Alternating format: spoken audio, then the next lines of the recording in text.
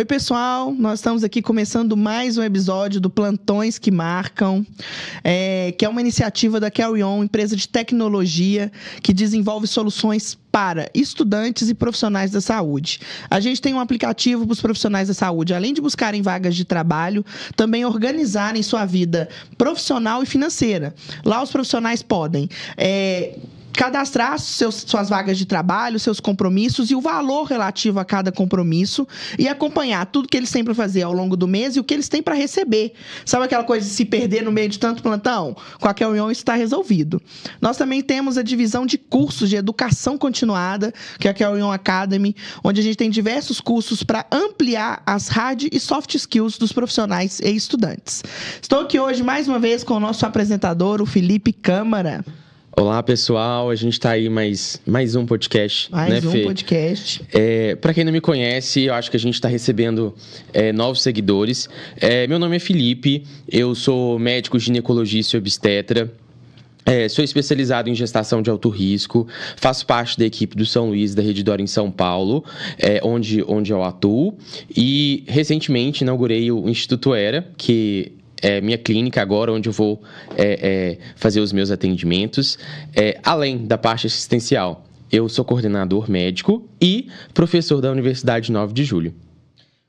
Universidade incrível, que a gente essa semana fez um evento que ficou muito legal. Bom, muito legal. E aí as ações da Carry On lá tiveram um impacto muito positivo. Saímos de lá em uma semana com mais de 1.000 downloads no aplicativo. Foi muito interessante, que marcou o nosso início de operação em São Paulo. E chegou com tudo, né, Fê? Sim. Tenho certeza que vai ser mais fácil a gente expandir em São Paulo do que foi aqui em Minas. O pessoal lá em São Paulo é muito mais aberto.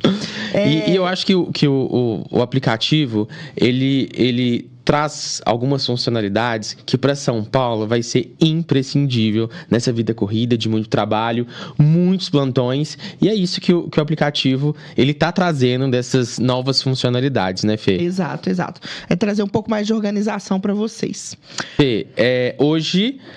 o podcast de hoje é um tema que a gente nunca falou, né? Assim, e é um tema, querendo ou não, uma especialidade que a gente está trazendo dois profissionais incríveis para falar um pouco sobre essa especialidade, que é uma especialidade relativamente nova na medicina, mas a gente sabe que é uma especialidade extremamente importante, que é medicina de emergência. Com certeza.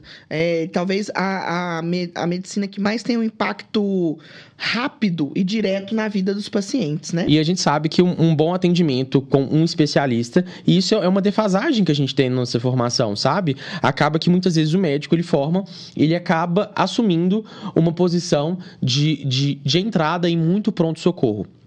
E a gente sabe que hoje, se especializar nessa área é um divisor de águas para o prognóstico do paciente que acaba entrando no setor de emergência. Então, hoje a gente está aqui com dois médicos muito incríveis, o Caio e... Felipe. Meu xará. Felipe, fala um pouco de você.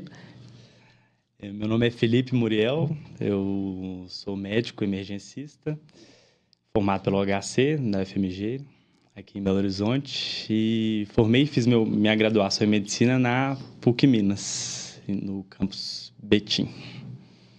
E você, Caio, conta um pouquinho pra gente a sua formação. Meu nome é Caio, eu também fui formado na PUC Minas, coincidentemente na mesma sala do Felipe, né? Coincidentemente ou não. E também sou médico emergencista pelo HC. O Felipe foi meu R+, na residência.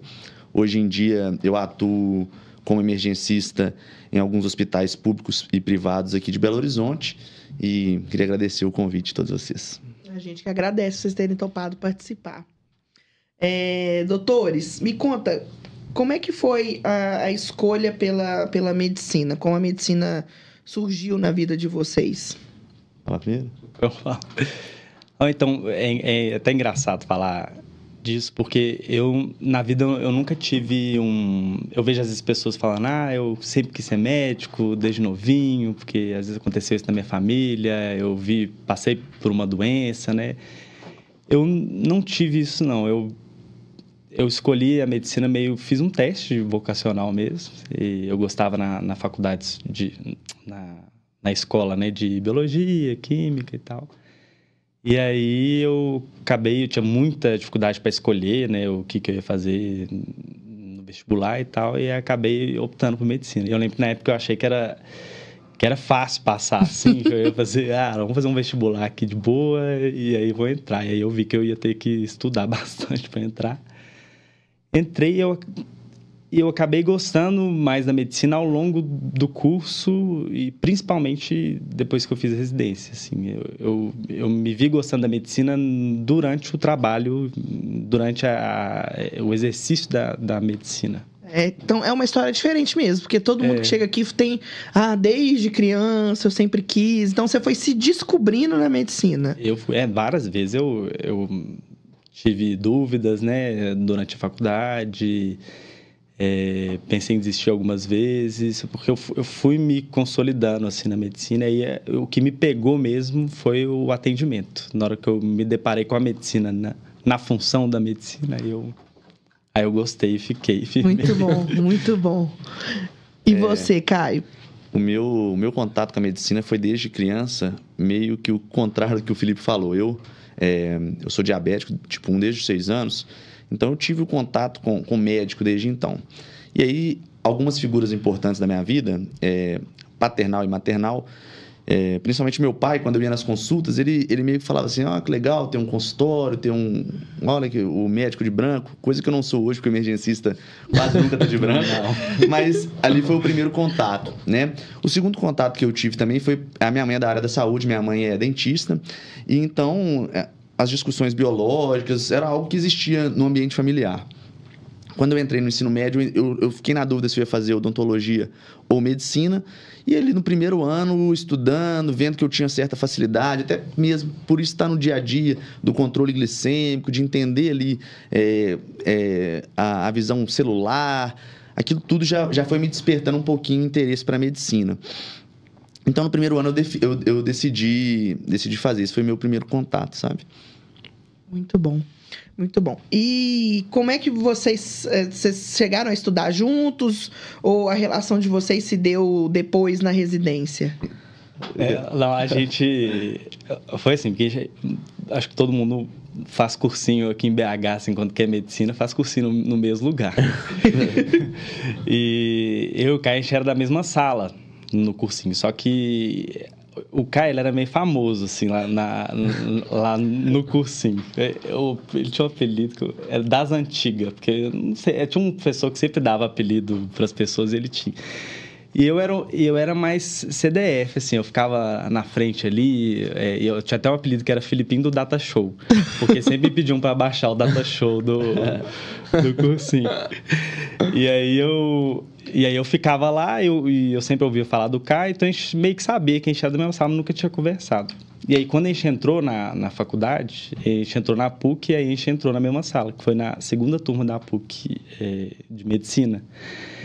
E aí, sabe aquela coisa assim, você já tem uma ideia da pessoa, você conhece ela mais ou menos, e aí na hora que a gente se viu lá, a gente já, eu te conheço do cursinho, e aí no primeiro dia a gente já ficou muito amigo, assim. Muito bom. Na faculdade. Muito bom. Ô, Caio, agora eu vou ter que falar. Ele falou que você era famosinho. O Felipe ontem falou assim, o Caio é famosinho no meio médico. Eu quero saber por quê. Não, eu não sou famoso. Eu acho que o meu estilo mais... Mas a presença é conhecida. Viu? Pois é. Agora eu quero saber qual que é o segredo. Não sou famoso. Eu acho que é o meu jeito mais espontâneo de conversar. Dentro da sala eu fazia algumas piadinhas, assim. Algumas... Eu preciso te interromper, várias. Mas, e aí, quando a gente foi pra faculdade, quem ficou mais famoso na faculdade foi o Felipe, que até hoje você fala lá, eles conhecem o Felipe, sabe? Então, houve uma inversão de valores aí. Mas a minha relação com o Felipe sempre foi muito boa, isso que ele falou. Realmente, no cursinho, a gente não teve proximidade. Eu acho que até por espaço físico, ele sentava de um outro... As salas de cursinho são imensas. E ele sentava num extremo e eu no outro. Mas quando a gente entrou na faculdade, assim, desde o primeiro dia até o último, a gente teve uma amizade, assim... uma amizade, assim, muito verdadeira. E acho que eu passei mais tempo com o Felipe do que com minha família durante a nossa formação. E, assim, uma amizade que a gente pode dizer leve, assim, sabe, né? Acho que a nossa amizade não é uma amizade que se cobra. Você não me mandou mensagem essa semana. com a correria do trabalho, eu acho que a gente fica até meses sem conversar, mas quando encontra, conversa, parece que a gente está se vendo todo dia de novo. E eu acho isso tão legal, porque eu acho que isso é um dos privilégios que a medicina tem, sabe?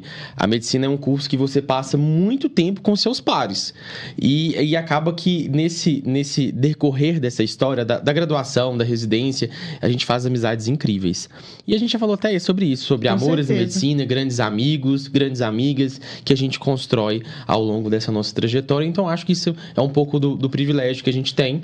Acho que também pelo fato de ser tão exaustivo que acaba que a gente faz e que a gente ganha muita intimidade, né? Com Então, certeza. é surreal isso e é muito legal.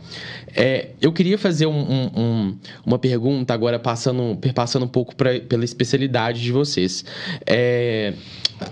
De modo geral, a especialidade de medicina de emergência é uma especialidade nova, né? E que está ganhando muito mercado e que até os serviços eles estão valorizando mesmo o médico ser especialista em medicina de emergência para assumir cargos de liderança em CTI, em entrada de pronto-socorro. Eu queria que vocês contassem um pouquinho dessa formação de vocês, como é que foi a residência, como é que é a especialidade de medicina de emergência.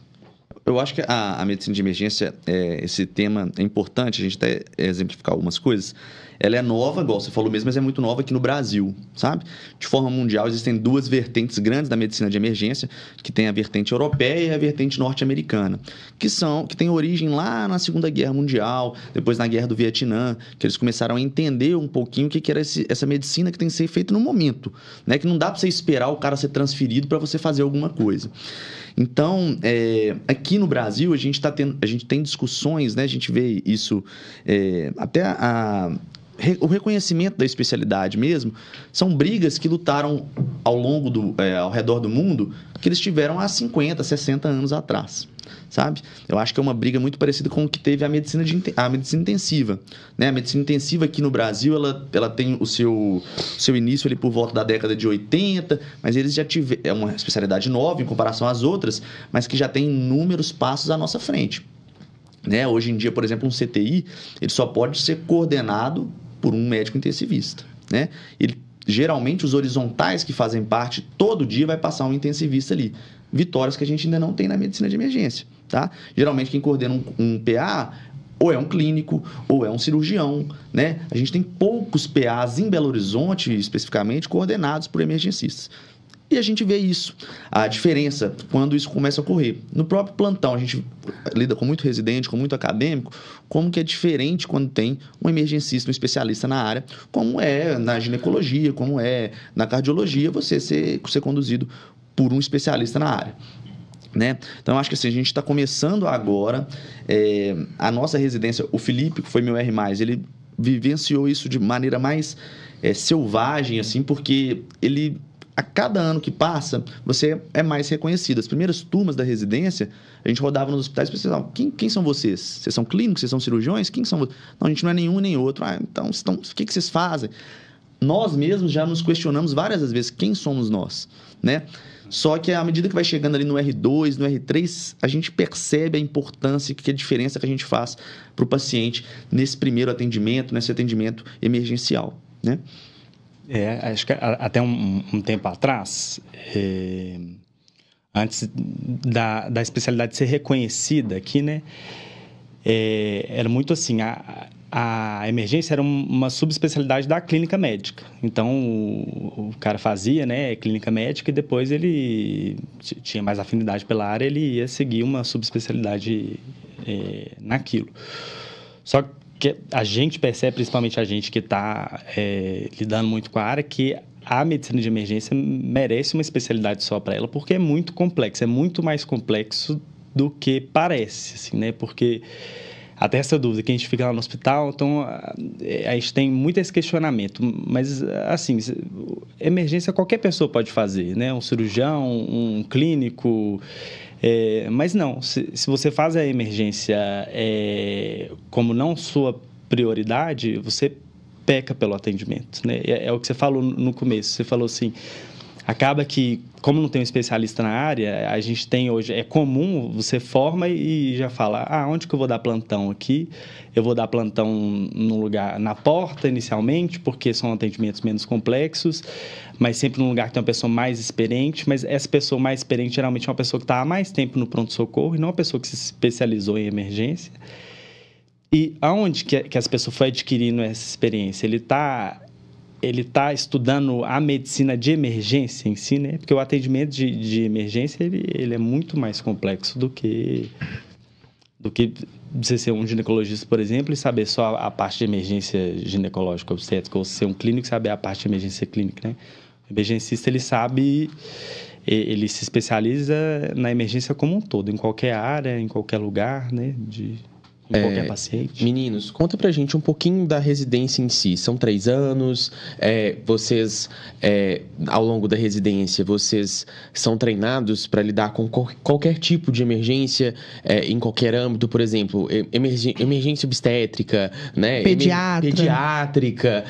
Como é que é Fala um pouquinho como é que foi a estrutura da residência de vocês, se vocês gostaram de onde vocês fizeram residência, dá esse feedback pra gente, até pra galera conhecer, com né? certeza, com certeza. Eu acho que pega muito no nosso tema, né? O lema, existe um slogan da medicina de emergência que eles falam anyone, anything, anytime, que é qualquer um, em qualquer lugar, qualquer coisa, né? A nossa residência são 3 anos de residência, é uma entrada direta. Hoje em dia não é mais uma subespecialidade da clínica, mesmo porque a forma de pensar é totalmente diferente, a nossa anamnese é diferente, nosso exame físico é diferente, tá? E é isso. No primeiro, segundo, terceiro ano, a gente tem contato, por exemplo, com a pediatria, coisa que a clínica médica ou outras especialidades não tem essa carga horária, né? E quando a gente fala pediatria, a gente tem desde a maternidade, né, que a gente roda em UTI neonatal, alojamento conjunto, a pediatria, a parte da emergência e a intensiva pediátrica. A gente vê todo o processo. A gente também, no R1, da nossa especialidade, que foi no Hospital das Clínicas da UFMG, a gente também roda na ginecologia. A gente faz um estágio no Risoleta, que é na parte do pronto atendimento da ginecologia obstetrícia. A gente tem a possibilidade também de fazer parto, a gente não vai entrar em cesárea, essas coisas que é muito específico da área, não faz sentido. Mas a gente também é capacitado para, pelo menos, reconhecer uma situação potencialmente grave de uma paciente gestante, de uma criança também. Outro ponto interessante da medicina de emergência é que a gente roda, dentre as grandes especialidades, a gente roda em todas. A gente passa pela neurologia, a gente passa pela cardiologia, a gente passa pela ortopedia, né? A gente passa na cirurgia, no trauma. Então, é uma visão que a gente tem do paciente que é uma visão global. Não é a visão, queira sim, queira não, a gente não vai conseguir, em um futuro próximo, que todos os plantonistas em todos os setores de emergência sejam emergencistas. Isso nem a medicina intensiva conseguiu com 40 anos, né? Você trabalha no CTI, mas você não é intensivista. Mas a gente começa a perceber que se você consegue dar uma cara para aquele serviço, mesmo que a pessoa não seja emergencista, ela vai ter que ser, eu tenho que pensar como um emergencista. Isso para mim já está... nós já estamos no paraíso. Porque o que a gente vê hoje, igual o Felipe falou, a gente vê clínicos trabalhando, né, a grande maioria, mas ele tem a subespecialidade, ele é endócrino, ele é cardiologista. E aí, ele não tem essa visão global que a gente tem, né, de formação que eu falo. Então, queira sim, queira não, o paciente grave ele vai puxar mais para o lado dele inconscientemente. Né? O paciente está grave, mas será que não é um choque cardiogênico? Não, mas é a parte neurológica dele que está chamando mais atenção, né? Ou então a parte infecciosa é a parte do choque, mas ele vai puxar para o lado dele inconscientemente. Então, essa visão global da medicina de emergência dá para a gente um certo respaldo, né? Fala um pouquinho da sua visão também do... A gente fala também, outro slogan que a gente fala, que o emergencista, ele atende os primeiros 15 minutos mais importantes de qualquer paciente, de qualquer especialidade, né? Falando um pouco do HC da UFMG, a nossa residência é de lá, mas a gente não fica só restrito ao hospital. A gente roda nos principais hospitais de Belo Horizonte, até para a gente abranger todas as especialidades, né? Porque o intuito realmente do emergencista é saber atender a emergência. Em qualquer paciente, né? Não é a emergência clínica, não é a emergência cirúrgica ou obstétrica, é a emergência e qualquer emergência. E puxando um pouco pelo que o Caio falou, o emergencista, diferente dos outros especialistas, ele tem que ter essa visão. Você trabalha muitas vezes com pouca informação, você tem que saber fazer uma anamnese dirigida para o que está acontecendo, ao mesmo tempo que você tem que pensar no tempo que você tem para agir, né, dependendo da gravidade do paciente, estabilizar ele da mesma forma, para depois, se precisar, ele ser encaminhado para algum outro especialista ou ele seguir aos cuidados do emergencista, né? Ou é um paciente que sempre acontece alguma coisa com ele, né?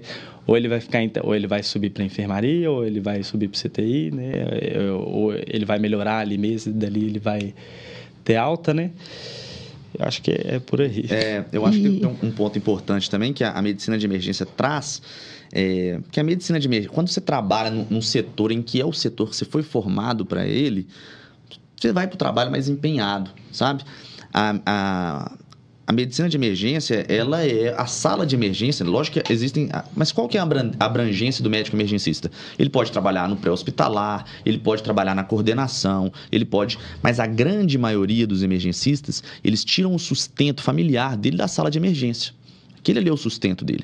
É diferente de um cardiologista que trabalha na sala de emergência, que ele tem o consultório dele e ele completa aquilo ali. Ele não vai dar o empenho que ele dá aquilo porque ele não foi formado para aquilo. Sim. Então, a intensidade do nosso trabalho, a pessoa fala assim, mas você gosta de fazer esse atendimento? A gente foi formado para isso. E é uma ciência diferente de todas as outras. A gente leva o embasamento científico para a nossa prática clínica. Coisa que alguém que está lá improvisado, geralmente não tem essa procura por esse embasamento. Né? A pessoa está trabalhando lá, mas não, é só para resolver aqui que eu estou de plantão, amanhã eu tenho que ir para o meu consultório, não sei o que. Não, mas vamos discutir esse paciente aqui. Será que essa conduta que você está fazendo tem resultado em mortalidade para ele?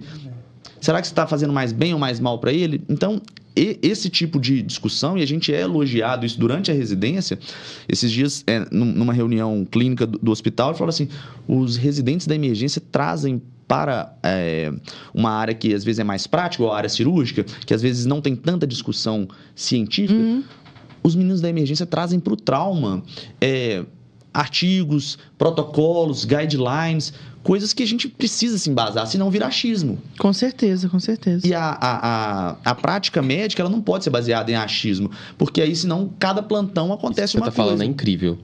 E a gente já falou sobre isso. Eu acho muito massa o que você está falando, porque a medicina, ela é invadida muito com achismo, sabe? E a prática médica, ela não deve ser pautada por achismo. Isso é um embate que a gente tem muito grande até com os nossos pares, né? Com os nossos profissionais. A medicina, ela deve ser exercida com medicina baseada em evidências. Então, o que vocês trazem para o setor de emergência é exatamente isso. Está levando a medicina baseada em evidências para o setor de vocês, porque vocês são especialistas. E a gente aqui na Carry-On, nosso maior público é recém-formado em busca de trabalho. E uma coisa que deixa a gente bastante preocupado é que tem muitas vagas que deveriam ser ocupadas por vocês sendo oferecidas para recém-formados. Né? Ou às vezes até mesmo o médico que já está lá fazendo plantão há 2 anos e acha que está capacitado para pegar uma porta de hospital que recebe casos graves. Isso é muito preocupante porque mostra uma deficiência óbvia do setor da saúde e o pior que pode acontecer é perder uma vida por falta de um atendimento adequado. E eu acho também, Fê, que a especialidade dos meninos, ela vem crescendo muito, assim. Por exemplo, em São Paulo, os grandes hospitais é mandatório ter um profissional especializado em medicina de emergência. Aqui em Belo Horizonte, eu vejo que está crescendo, né? Um movimento que começou, o HC abriu a residência, o João 23 abriu também, né? Então, Odilon. Então, está tendo esse movimento e essa abrangência da especialidade de vocês. Mas a pergunta que eu queria fazer é a seguinte.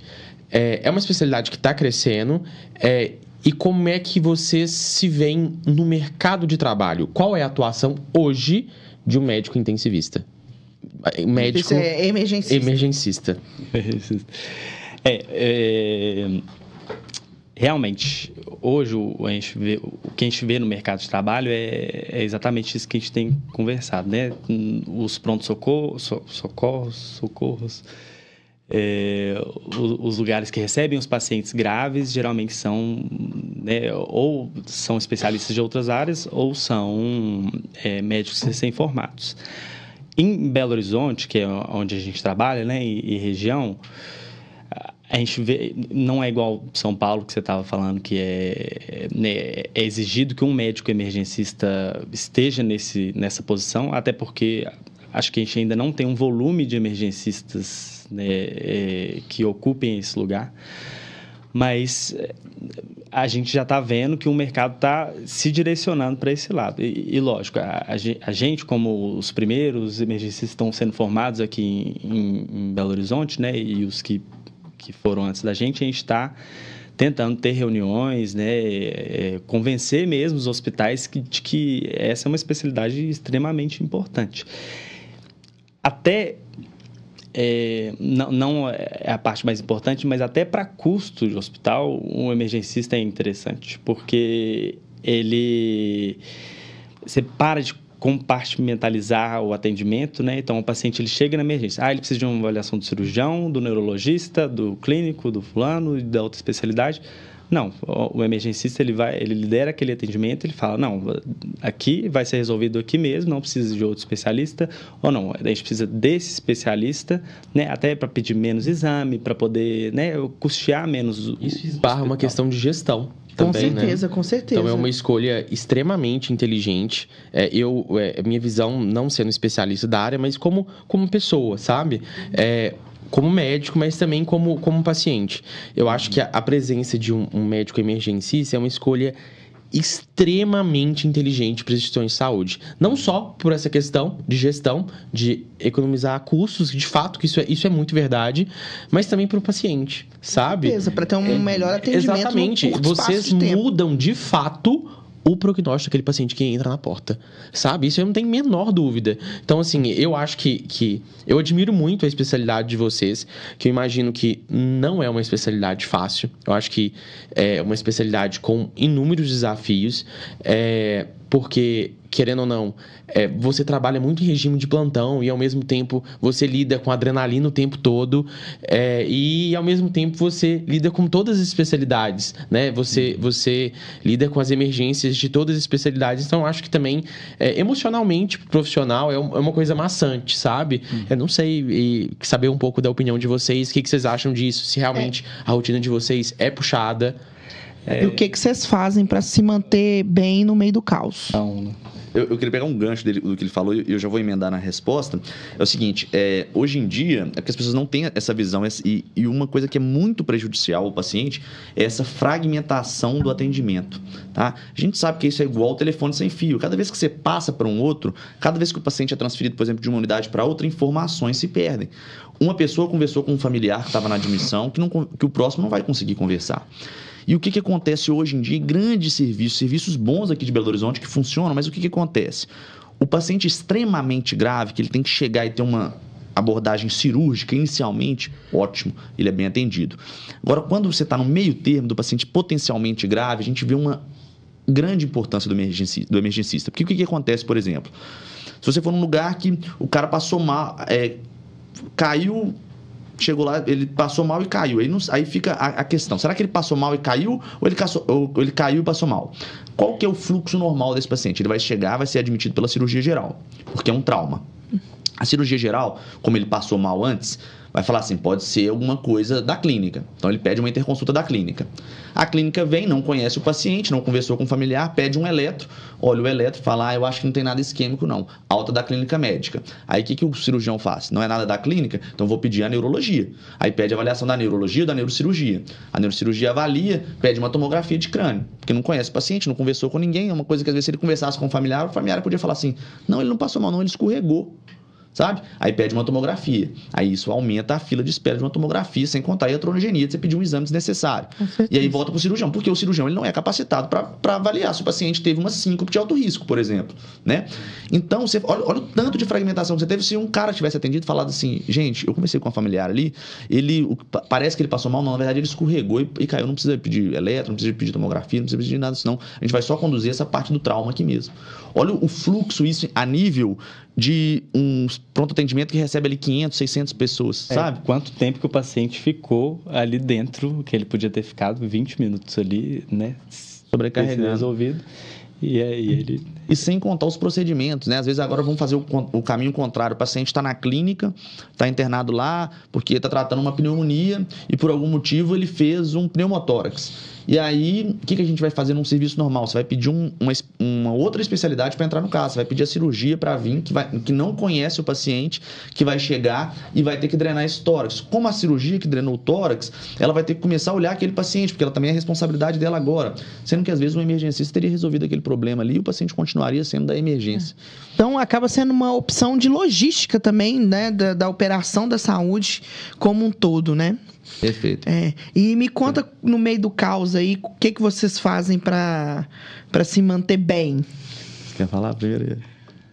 É muita terapia. Fala um pouco também da rotina, assim. Como é que é a função de vocês? O tanto de horas que vocês trabalham por semana? Eu atualmente, por semana, eu devo estar trabalhando umas 50 e poucas, 60 horas.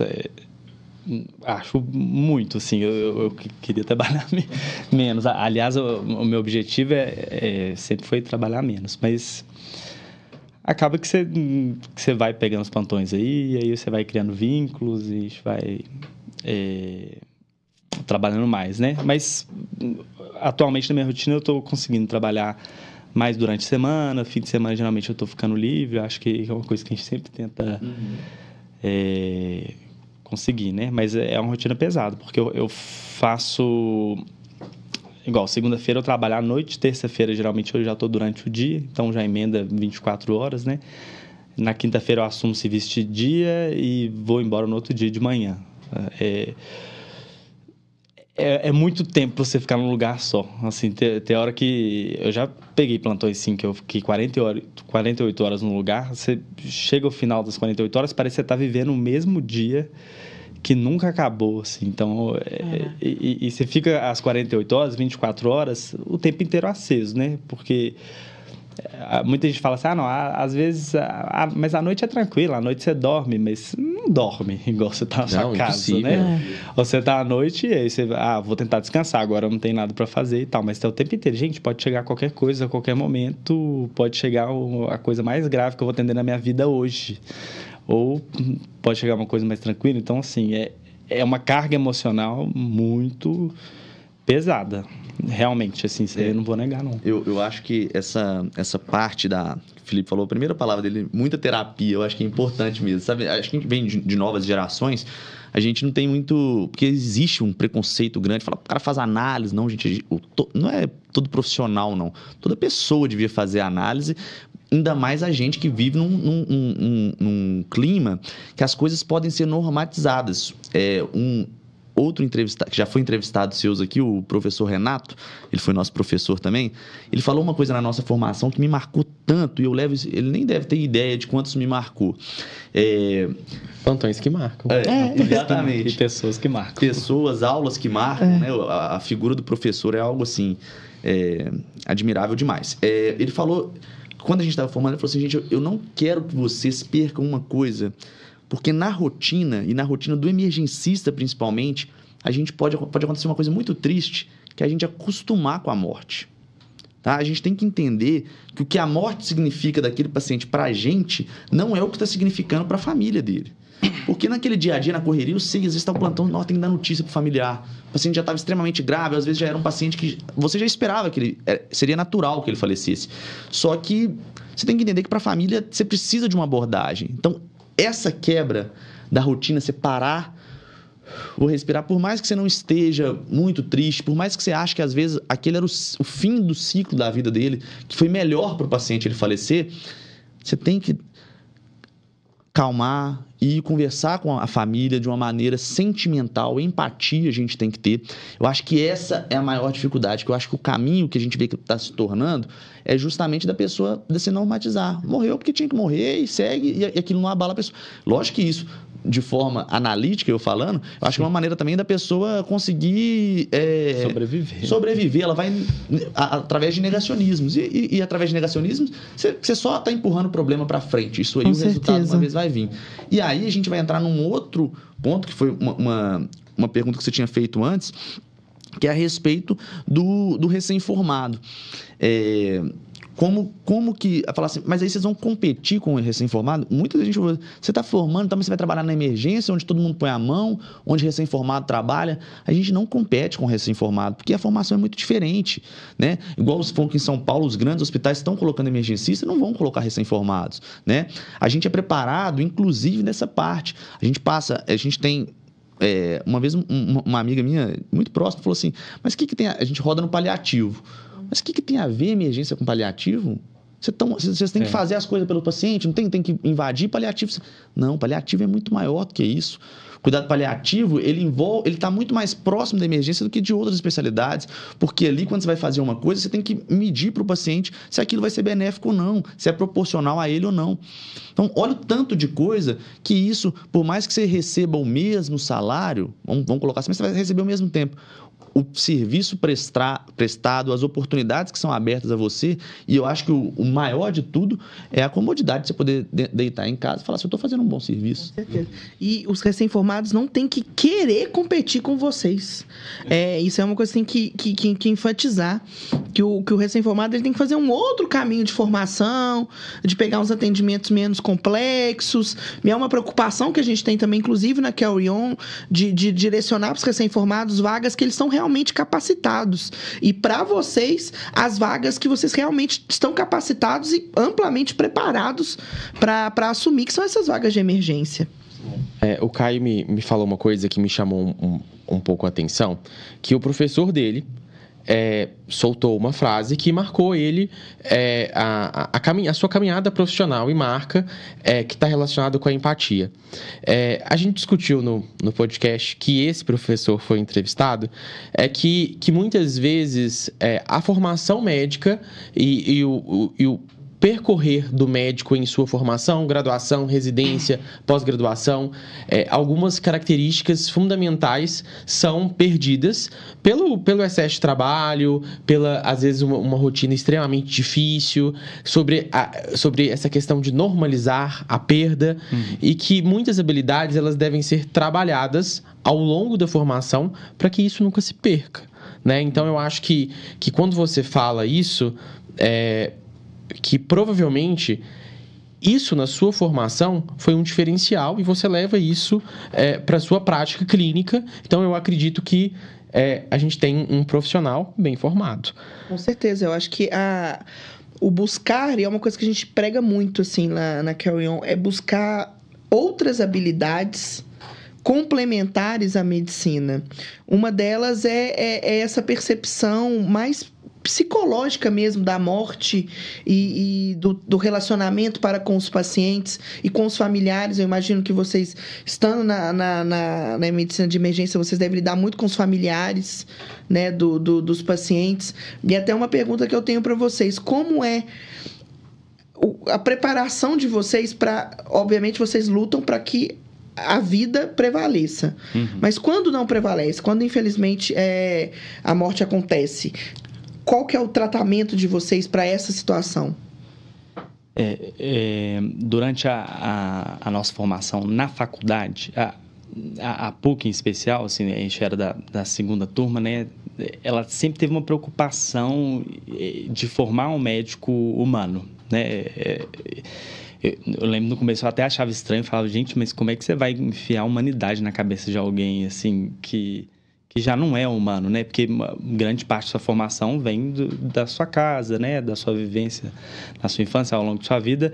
E isso reflete, com certeza, no profissional que você vai se tornar, né? Mas eu vejo que e eu percebi muito isso na PUC, que quando um grupo se comporta da mesma maneira e eles vão para a mesma direção, acaba que o grupo todo tem essa influência e acaba que a humanidade virou cool na faculdade. Então, era legal ser humano, né? Se importar de fato. E isso eu acho que culminou e me influenciou, né? Deve ter influenciado o Caio também durante toda a nossa formação e na residência e para lidar com a morte e com a empatia na hora do atendimento. É muito difícil, por isso que eu falo que precisa de muita terapia, porque você tem que ficar nessa linha. Ao mesmo tempo que você não pode perder a empatia, porque eu considero que se eu perco a empatia, automaticamente eu sou um médico ruim. Mas, ao mesmo tempo, você tem que entender que o problema não é seu, pessoal. Porque também aí você fica doido, né? Você não consegue sobreviver a isso. Porque são muitas notícias, a gente lida... E não só a notícia de, olha, ele morreu, mas ele está num estado muito grave. Ele pode ser que ele morra, né? Mas pode ser que também ele sobreviva. E até para entender a hora que o paciente morreu e não parou. Né? Dependendo do estado clínico, dependendo da história de todo paciente, das vontades do paciente, das vontades da família. É uma coisa assim, eu não tive uma matéria sobre isso na faculdade, nem na residência, assim, como comunicar más notícias, como lidar com a morte, né? Eu acho que é uma coisa que eu aprendo todo dia.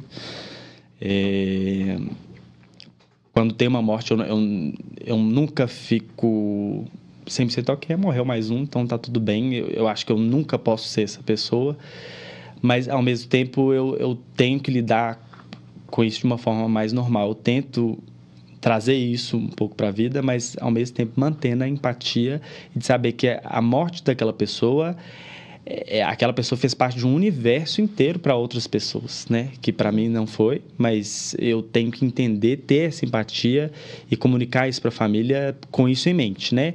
Mas, ao mesmo tempo, eu tenho que entender que a culpa daquele paciente estar ruim, né, ficar grave, né, ou ter morrido, não foi minha. Assim, eu fiz tudo que estava na minha capacidade, né, na minha formação, para lidar com aquilo. Né? A respeito dessas coisas que marcam, realmente...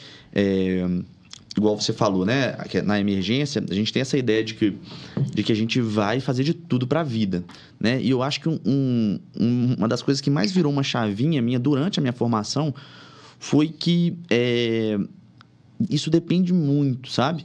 A gente vai... A medicina em geral, isso é difícil demais da gente ter essa discussão. E não é só na medicina de emergência, é na medicina em geral, de que a gente tem que proporcionalizar, as coisas têm que ser proporcionais, né? Então, muitas das vezes, a gente não quer uma vida a custo de tudo, a gente quer uma vida digna, né? Quantas vezes a gente chegou para um paciente e perguntou assim, você quer que eu faça isso? Não, a gente vai e faz, porque acha que é o melhor. Claro que algumas coisas a gente tem uma capacidade técnica, né? A grande maioria das coisas, mas é tudo conversado com o paciente. E isso, na formação, a gente teve... muito importante. E ainda falando de empatia, mais uma menção honrosa, a minha namorada, que um dia eu estava triste por causa de uma situação que tinha acontecido no plantão, falei, amor, não tô bem, tal paciente, eu tô me culpando muito, o que eu devia ter feito melhor, tal. Ela falou assim, Caio, eu passei isso na residência também. E uma chefe falou uma coisa comigo que me marcou, e agora me marcou também, né? Quando a gente marca uma pessoa, às vezes você marca várias pessoas. Né? Ela falou assim... o dia que um paciente morrer com você no plantão e você não for para casa pensando no que poderia ter sido feito melhor, tá na hora de você parar de trabalhar. Então, isso eu falei, exatamente, eu acho que assim, por mais que você tenha errado alguma coisa, que você poderia ter... Esse trabalho reflexivo, ele te torna um profissional melhor, te torna uma pessoa melhor, né? Mostra que você está pelo menos empenhado em fazer alguma coisa, né? Porque a gente não vai acertar 100% das vezes, principalmente na medicina de emergência, e que a gente tem decisões ali que são... imediatas, né? Exato. A medicina de emergência, ela não trabalha com escolhas, muitas vezes. A gente não consegue escolher as coisas. A gente trabalha com decisões. O paciente está em estado ali que é segundos. Você fala, vou fazer isso. Às vezes, sua decisão foi errada. Mas você tem que decidir. Então, eu acho que é muito isso, né? A nossa formação, e isso é um diferencial nosso, porque as pessoas falam assim, a prática da emergência todo mundo faz, a pessoa que está trabalhando lá pode, ela entende como que maneja um edema agudo de pulmão, tá? Mas é muito mais profundo do que isso a nossa formação, sabe? E... pessoas que marcam e plantões que marcam. Vocês têm alguma história inusitada? Que eu imagino que na emergência deve aparecer de tudo, né? De tudo um pouco. Vocês têm alguma história que marcou vocês, assim? Que vocês falam, não tô acreditando que eu tô vendo isso aqui. Assim, a gente vê, principalmente no nosso estágio de emergências cirúrgicas, né, de trauma, a gente vê, e no hospital que a gente roda aqui em Belo Horizonte, né, é um hospital assim. É engraçado que você vê de tudo ali no corredor. Você vê o paciente andando com soro, você vê um paciente com dreno de tórax andando no meio do corredor, conversando com as outras pessoas. É um lugar que você parar pra... Tem hora... Eu lembro que eu estava na residência, tinha hora que eu parava e ficava assim... Gente, não é normal isso aqui que eu estou vivendo. Às vezes você entra no elevador, um paciente com um dreno aqui no pescoço, olhando para você, bom dia, tudo bem? Você, bom dia. E acaba que lá nessa sala de emergência, assim, falando de coisas inusitadas que acontecem em plantões, eu acho que o que eu mais vi foi nesse hospital, assim, que muito paciente que escorrega, às vezes, num objeto e chega lá com algum objeto introduzido. E é uma situação assim, engraçada, mas ao mesmo tempo tem que manter a seriedade, fica, né? Gente, que coisa, né? Eu lembro, quando eu penso em coisas no estado, às vezes eu penso em situações sexuais, assim, que às vezes a mulher pegou o amante com fulano e pôs fogo no motel, e aí chega lá o povo queimado, e é assim, um pouco muito grave, mas ao mesmo tempo e sempre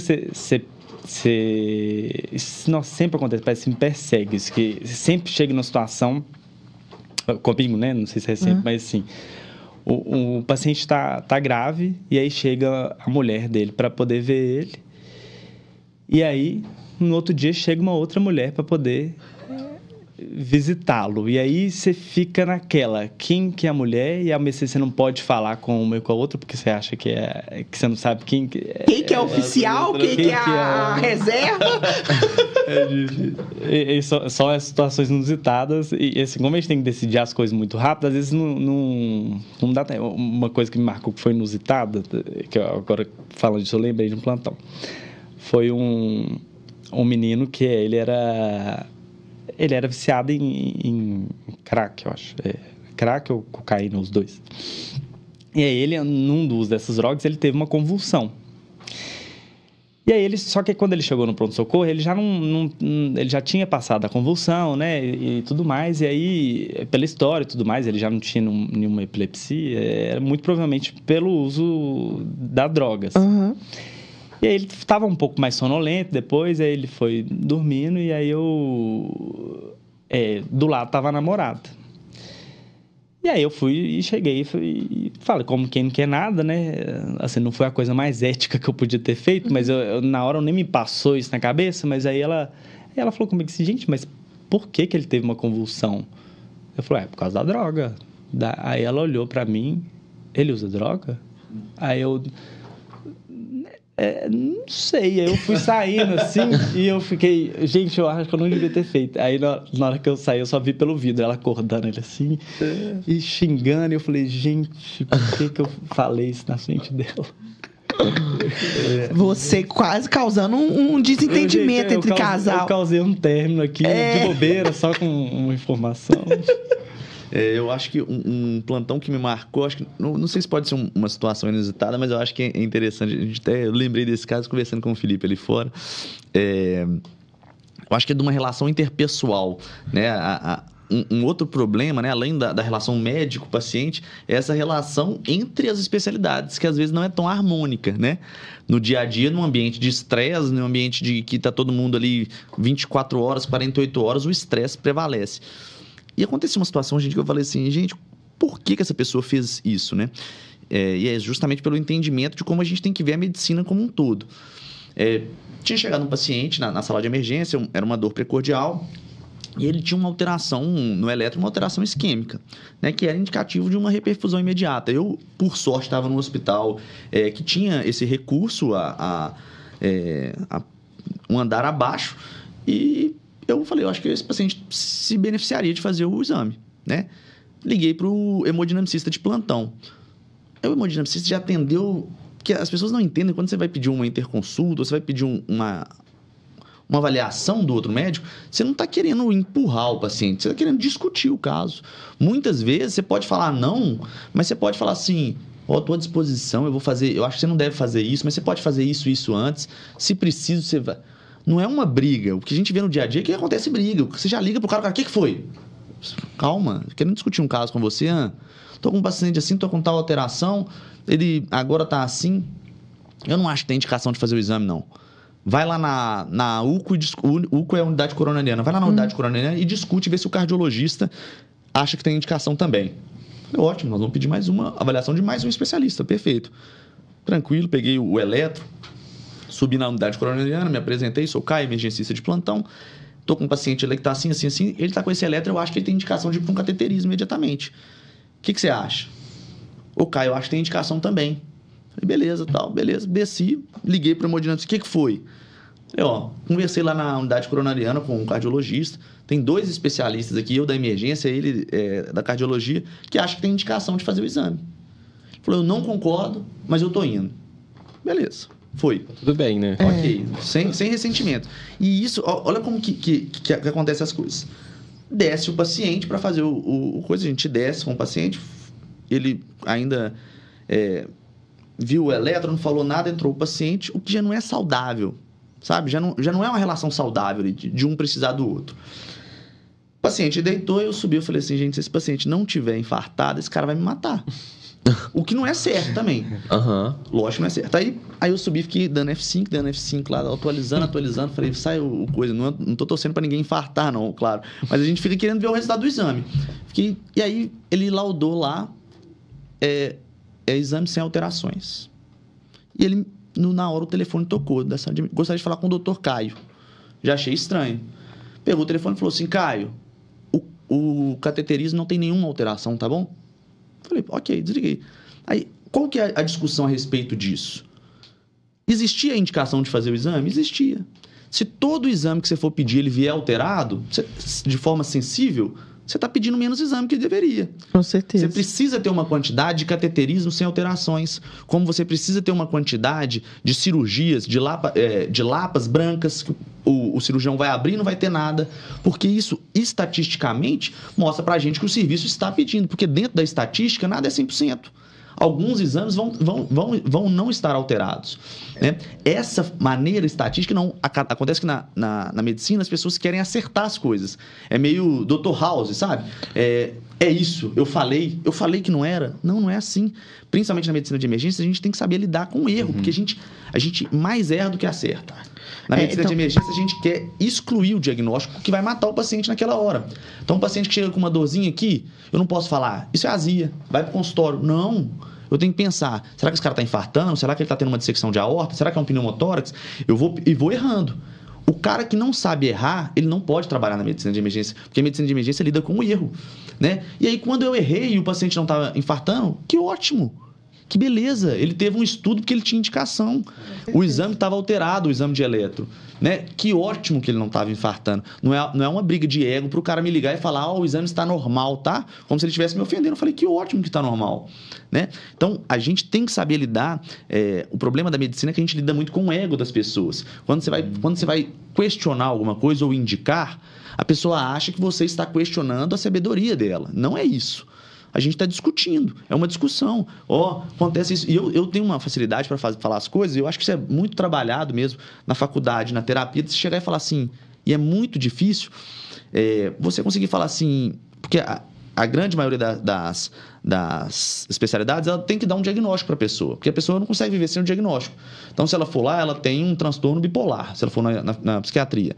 Se ela for procurar endocrinologia, ela tem tal distúrbio de tal hormônio e tal.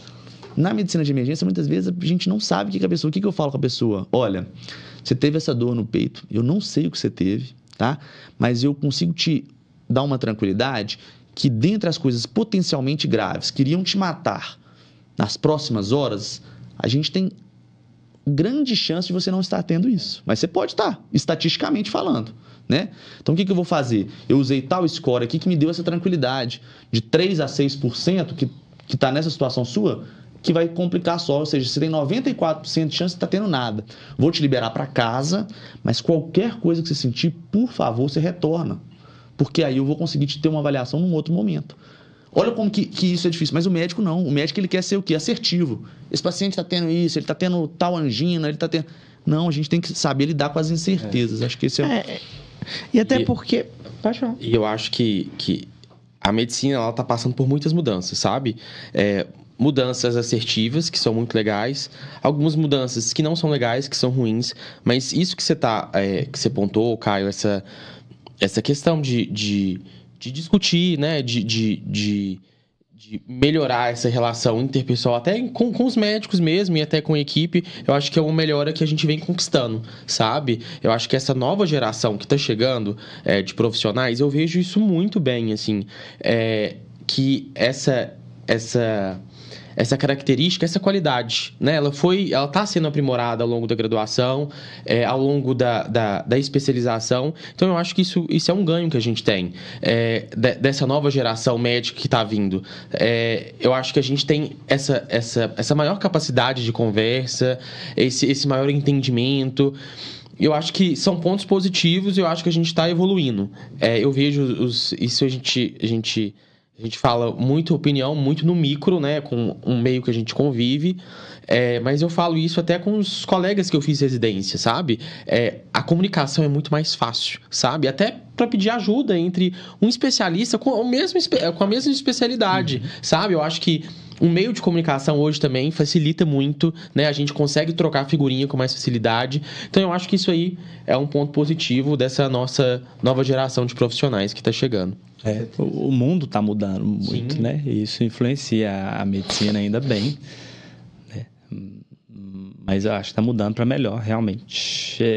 As gerações que eu vejo muito que as pessoas mais novas hoje, elas estão vindo com uma mentalidade muito aberta, né? Para conversar, para discutir, para não querer estar certo. Porque o médico, gente, o médico consegue ter ego quando ele quer, consegue ter um ego. Quando ele quer ou já nasce com? Eu acho que é pré-requisito.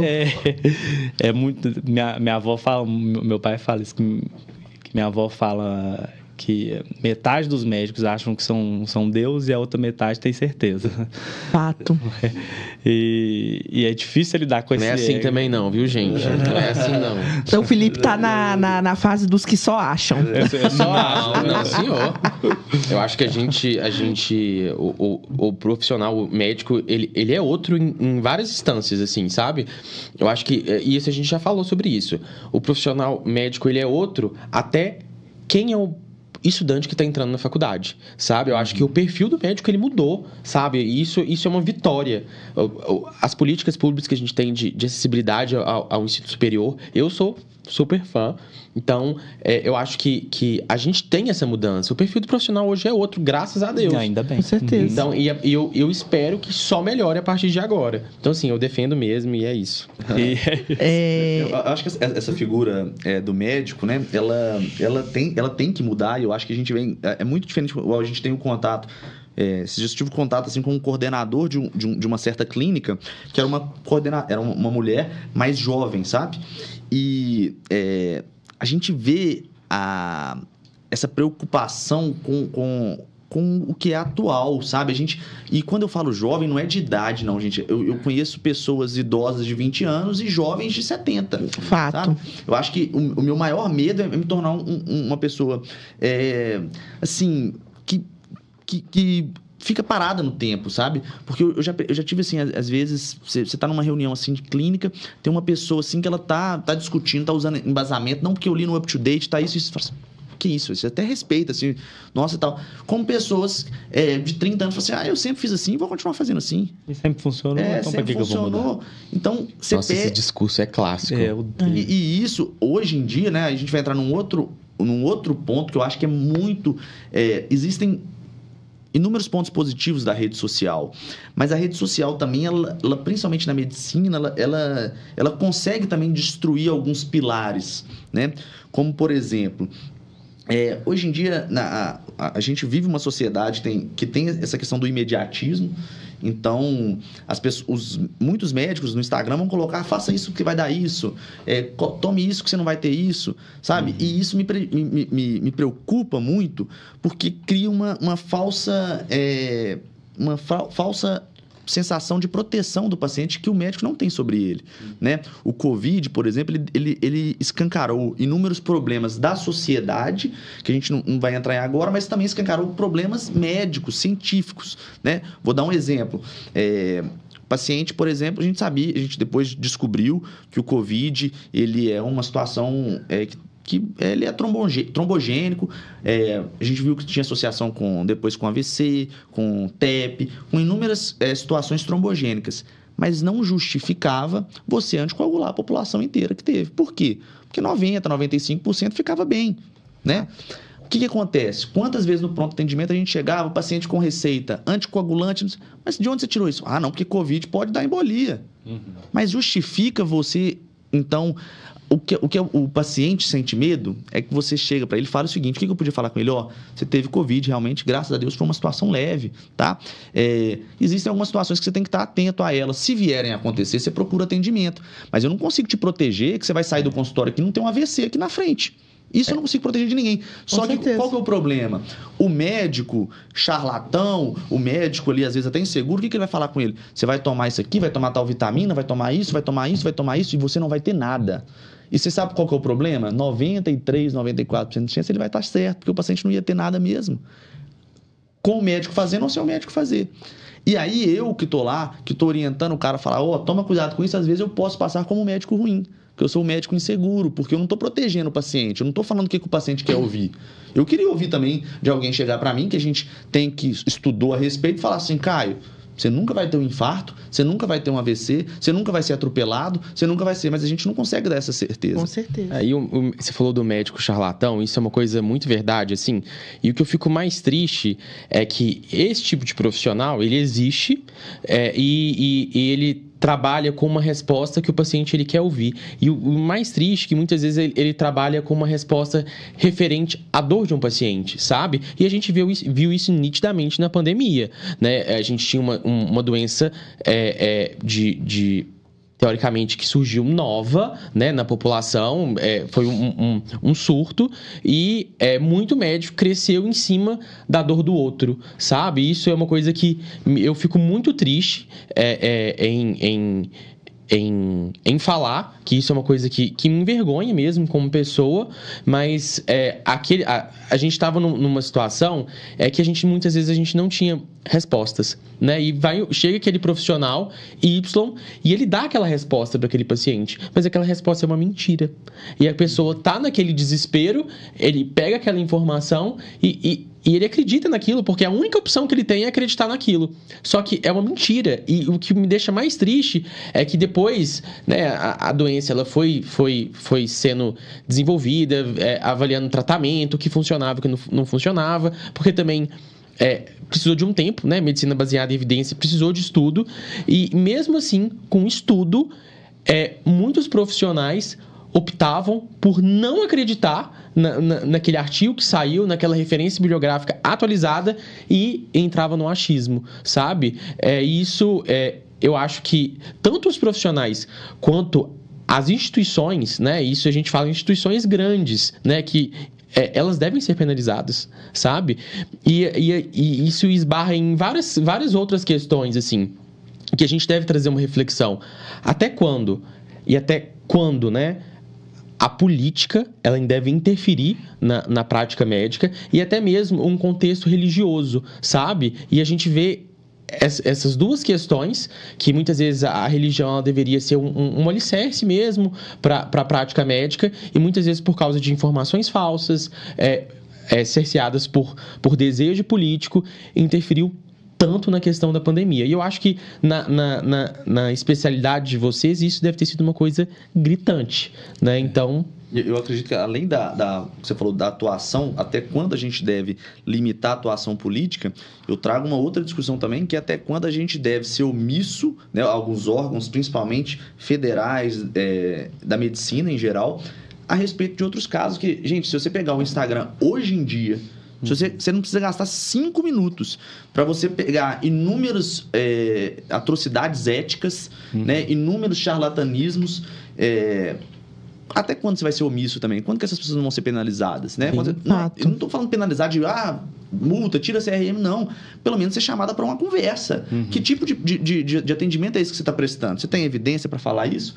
Uma advertência, pelo menos, né? Ô, Felipe, você fala que isso te entristece, isso me entristece muito também. É muito acessível hoje a gente vê no Instagram o tanto que a medicina do charlatão está crescendo, né? Porque acaba que sinônimo de qualidade é quem tem mais seguidores, né? Ou quem é mais bonito, quem está se apresentando melhor, né? E porque principalmente quem usa a internet hoje, e a internet é uma coisa muito nova na vida da pessoa, né? Que são as pessoas mais velhas. A pessoa tem uma tendência, às vezes, a acreditar em que tudo que está escrito lá é verdade. E a gente, como emergencista, a gente pega muito a conta que esse paciente está pagando, né? Por isso. Eu já atendi, na época do Covid, eu já atendi mais de 10 pacientes com hepatite medicamentosa pelo tanto de medicamento que estava tomando por causa do Covid. Porque teve um Covid leve,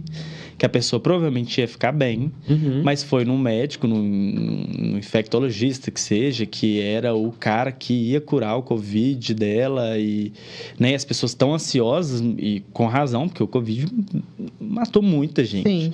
Sim. Então, você vê o jornal todo dia, então você quer uma garantia que aquilo não vai te pegar, né? Então, é muito sedutor, né? Um cara falar com você e falar, não, eu vou te dar esses anticoagulantes, esses corticoides em doses cavalares aqui, você vai ficar bem, não vai ter nenhuma complicação. A pessoa que não precisava fazer nada, porque medicina às vezes é você não fazer nada, né? É desconfortável o paciente sair do consultório às vezes falar, você não me dá nenhum remédio? Nem dipirona? Não. Você vai cuidar dessa doença sua sozinho, seu corpo dá conta. E quando a gente fala nisso, sabe, Felipe, eu acho que a gente, pelo fato da gente ter essa visão, eu acho que a gente tem que pegar isso um pouco como propósito, sabe? Porque, querendo ou não, a internet, o Instagram, ele tem seus benefícios, sabe? Ele realmente ele leva informação. Só que o que a gente sempre discute, né, Fê? A gente discutiu isso no Coma, com os alunos da Uninove, lá em São Paulo, é que o tanto de informação que tem, só que a precariedade da informação, sabe? De informações falsas, de informações não baseadas em evidências. Então, assim, eu tenho certeza que vocês são profissionais diferenciados, assim, dá pra ver nitidamente. Com certeza. Então, eu acho que mesmo não gostando, sabe? Eu não sei como é que é a opinião de vocês em relação a isso. Eu também me vejo no dever de ir lá e prestar uma informação legal, sabe? Pra ir contra muita gente que fala coisas que não tem nada a ver. E eu falo isso passando um pouco pela minha especialidade, assim... a obstetrícia, ela é muito baseada em achismo, sabe? Em achismo que era feito antes e sempre foi feito e foi reverberado, assim. Eu acho tão engraçado que hoje eu coordeno uma maternidade de alto risco e eu tenho um residente. E aí, quando a gente vai rodar a enfermaria, e aí eles passam caso e tal, eu falo assim, e aí, qual que vai ser a conduta? E aí, a conduta vai ser essa. Eu falei assim, mas por quê? Onde que você tirou essa informação? Mas por que esse nível pressórico? Por que você vai deixar essa medicação? Porque sempre foi assim. Eu escutei assim e eu vou reverberando. E me assusta um pouco, sabe? Porque tem profissional que está se especializando, assim, que não sabe o que é um up-to-date. Sabe? Tipo assim, é real mesmo, não sabe. Consultar, interpretar um artigo científico, sabe? E estatisticamente falando mesmo, para ver se teve realmente um desfecho favorável ou desfavorável, ou se não teve diferença nenhuma na amostra, sabe? E eu acho que como vocês têm essa consciência e esse desejo pela medicina, baseada em boas práticas, baseada em evidência, eu acho que a gente tem um pouco essa missão, sabe? De ir lá e passar essa informação, de mostrar a especialidade de vocês, que é uma especialidade nova, que, no meu ponto de vista, ela tem tudo para crescer muito, porque eu acho que é um divisor de águas para um serviço, sabe? Ter um médico emergencista e você trazer essa conversa que a gente está tendo aqui para uma outra esfera, sabe? Uma esfera de vocês, assim. Eu acho que esse ponto... Você pegou realmente... A ferramenta do Instagram tá lá. Longe da gente falar assim... a ferramenta produz muita coisa ruim, não vamos usá-la. Não, pelo contrário, a gente tem que fazer a nossa parte, inclusive, né? E aí a gente vai entrar nesses pontos. Essa discussão do up-to-date que você falou foi uma coisa que eu tive... na faculdade a gente não tinha esse contato tão... A gente ouvia falar e tal. Mas o que mudou para mim, realmente a minha forma de ver, que eu achei tão interessante quando acontece... Porque isso vem da humildade, mais uma vez, de você falar assim, gente, eu não sei tudo. Não tem como você sair, porque os protocolos mudam semanalmente. Semanalmente. Então, olha, eu vi isso no R1, tava lá e tal paciente. O paciente não tá grave, não tava... Vamos fazer o seguinte, vinha todos os residentes batendo no computador lá, up-to-date, tratamento de pancreatite aguda. Antigamente a gente hidratava muito, agora a gente não hidrata tanto, olha que isso aqui... tantos ml hora, parará. Eu posso fazer isso no plantão? Pode. Porque isso antigamente era visto como sinal de fraqueza. Porque você tinha que pegar um livro e olhar, isso poderia passar ao paciente que você não sabe. Porque o médico, ele tem que saber tudo. Não é. O médico tem que saber as coisas que ele não tem tempo para olhar, mas a maneira de... Eu acho que o que a gente tenta passar para os acadêmicos, para os residentes, é uma maneira de pensar. Não é uma maneira de decorar tudo, porque decorar, se você der para uma inteligência artificial, ela vai pro chat GPT, ele vai responder. E é interessante que eu vi uma matéria esses dias que fizeram um teste, pegaram 5 médicos para atender 5 pacientes e pegaram o chat GPT para atender 5 pacientes. O desempenho do chat GPT foi melhor. Só que isso, para mim, não quer dizer que o chat GPT é excepcional, não. Mas eu acho que está faltando um pouco mais de criatividade, um pouco mais de humanidade dos médicos, sabe? Eu acho que essa questão... Acho que a formação médica hoje, pelo fato da gente ter o acesso à tecnologia, ela tem que perpassar muito pelo raciocínio clínico, sabe? Porque isso não tem nada que vai te dar, sabe? Aquele feeling, aquela pegada, isso aí não tem chat no mundo que vai te dar. Não tem inteligência artificial no mundo que vai substituir. E o que eu penso, pelo fato da gente ter uma certa acessibilidade à informação, o que eu falo muito com os meus alunos, assim, por exemplo, dose de medicamento. Não faz o menor sentido você decorar a dose de medicamento, coisa que talvez na minha faculdade eu decorei, né? Mas, assim, não faz o menor sentido porque a gente abre o telefone e a gente olha. Mas, assim, é diferente você saber que essa medicação dá esse efeito colateral, que essa medicação tem uma dose de ataque, uma dose de manutenção. Você não precisa saber direitinho, mas você precisa ter esse raciocínio. E eu acho que a especialidade de vocês linka muito com isso, sabe? É muita coisa que vocês perpassam por todas as especialidades, querendo ou não. Então, não tem como saber tudo mesmo. Então, assim, você tem que ter o feeling, sabe? Aquele... Isso aí a gente treina, a gente aprende. Então, eu acho que a ideia é mais ou menos essa. É isso que eu ia comentar sobre raciocínio clínico mesmo, que eu acho que é assim, o maior... O que eu penso, quando eu penso na residência, eu vejo o que a residência em medicina de emergência me melhorou enquanto médico foi eu consegui montar um raciocínio clínico que nenhuma máquina acho que vai ser capaz de fazer. Isso de inteligência artificial, Instagram, eu acho todas as ferramentas maravilhosas, porque elas podem adicionar... Gente, olha o tanto que é mais fácil de conseguir informação hoje. A gente entra num aplicativo, a gente digita 2 palavras e a gente tem uma informação baseada em evidências, né? Que vai ajudar muita gente. Então, a gente não pode nem totalmente rejeitar isso, mas, ao mesmo tempo, essas ferramentas também deixam a gente sujeito a fake news, né? A informações ruins e tudo mais. Agora, olha o tanto que é maravilhoso você conseguir juntar todas as ferramentas com o seu raciocínio clínico e você entregar esse atendimento para o paciente. É o melhor dos mundos, né? E isso é interessante, que isso foge do é um recurso tão disponível que eu fico até... As pessoas não têm noção do nível de atendimento que a gente está prestando ao paciente em determinados lugares. Há um tempo atrás eu trabalhava na UPA, né? Eu era residente, trabalhava na UPA, e aí as pessoas na UPA, que é um ambiente que às vezes não tem tanto recurso, mas isso não quer dizer que não tenha paciente grave, que às vezes tem paciente gravíssimo na UPA. Eu, com as pessoas que trabalhavam comigo, que uma delas é a Érica, né? Até R- minha, a gente trabalhando ali, o quão valioso era, às vezes, na UPA mesmo ali, que as pessoas ficam... aí a UPA é o maior baseado em achismo, né? Porque ali estão pessoas, geralmente, que não estão tão especializadas, são recém-formados. E aí fica, ó, eu acho que aqui, porque aqui a gente faz assim, aqui a gente não faz assim, tarará. E aí, às vezes, eles vinham... eu estava na sala de emergência, a Érica, outras pessoas vinham discutir os casos comigo, falava assim, vamos dar uma olhadinha aqui no up-to-date, porque ninguém sabe, nas UPAs, o up-to-date é liberado pela prefeitura.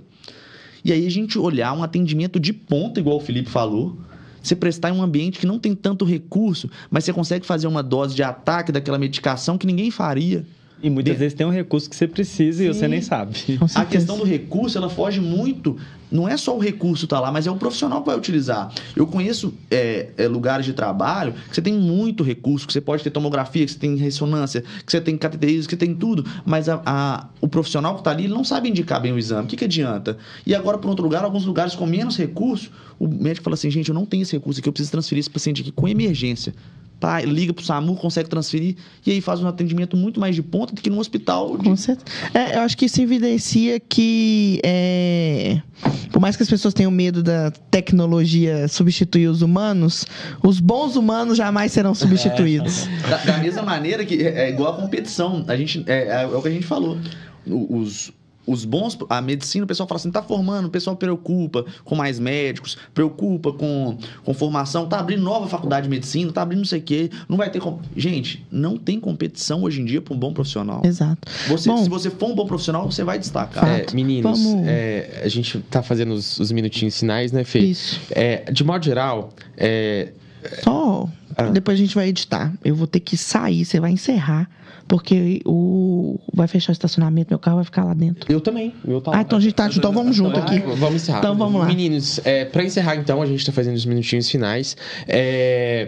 De modo geral, no finalzinho do nosso podcast, a gente fala com os médicos especialistas para passar uma mensagem para quem está na faculdade ou para quem está tentando medicina. Mas a mensagem que eu queria que vocês passassem é uma mensagem específica. Falando um pouco da especialidade de vocês, mas seria para aquele recém-formado ou aquele estudante que está terminando a graduação e que tem vontade de fazer medicina de emergência. O que você falaria para essa pessoa? Eu acho que eu falaria assim, se você gosta, vai sem medo, fecha o ouvido para o que os outros vão falar, porque muita gente vai te desencorajar e assuma o seu sonho. Você sabe que se especializar em emergência, você está fazendo o melhor que você pode fazer pelo seu paciente. Exato. Eu acho que assim, realmente tem que estar preparado, não vai ser uma especialização fácil, né? Você vai ouvir de família, vai ouvir de profissional do dia a dia. Você está formando para dar plantão? Você vai viver de plantão? Como é que você vai viver de plantão? Você vai cansar com 60 anos? Como que você se vê? Você vai ouvir diversas coisas, né? Mas é exatamente o que o Felipe falou. Se você tem um sonho disso, que é prestar um atendimento de qualidade para esse paciente na emergência, ou se você quer trabalhar com emergência, faça medicina de emergência, né? Não faça uma outra especialidade pensando, eu vou e trabalho na emergência. Não, você pode até trabalhar, mas um serviço de qualidade, baseado em evidência, baseado no que é atual, você não vai estar formando. Então, quer trabalhar com emergência, gosta de paciente grave no setor de emergência, faça a especialidade que tem tendência a crescer muito no Brasil e que você não vai estar competindo com recém-formado ou com outras especialidades, não. Tenha certeza disso. E eu, como pessoa que estou lá na linha de frente vendo os profissionais chegando para atender os plantões, vocês são essenciais e que mais profissionais formem realmente na área para salvar vidas e ser relevante nos atendimentos, Aí, tá? pessoal, obrigado. Muito obrigada, gente. Obrigado.